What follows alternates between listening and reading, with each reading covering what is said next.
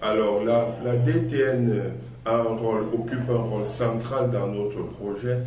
Déjà, il suffit de le parcourir pour voir. Pour nous, la DTN a un rôle central. Et la DTN doit se décliner dans les différentes régions jusqu'au département et doit intégrer aussi le corps arbitral. Donc pour nous, tout part de là, il faudrait harmoniser les processus de formation.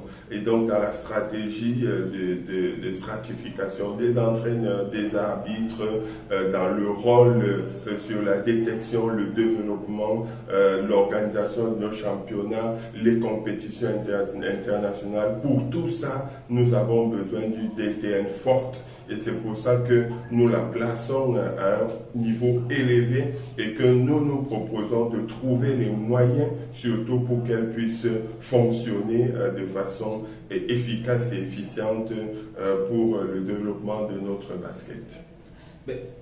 J'aimerais rebondir sur la question de la DTN parce que elle amène notre question. Oui. La compétitivité nationale. Est-ce qu'aujourd'hui nous savons que nous n'avons pas la même compétitivité d'une région à une autre?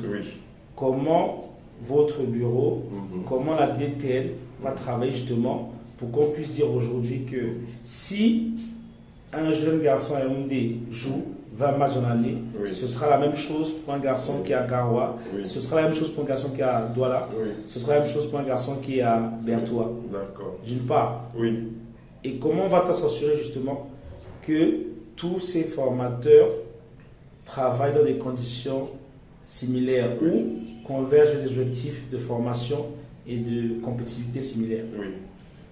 Absolument. Et pour définir cela, je pense que la première des choses, c'est comme on a dit, stratifier. Donc on a stratifié, on a les contenus qu'on doit fournir ensuite pour tous les encadreurs. On sait qu'un entraîneur de ces catégories-ci doit pouvoir apprendre tel module ou tel module en termes de contenu, de formation aux enfants. Maintenant, on a les différents piliers pour le développement des joueurs. Et il faut effectivement que la compétition, par exemple, qui est un des piliers importants, puisse se mettre dans les régions.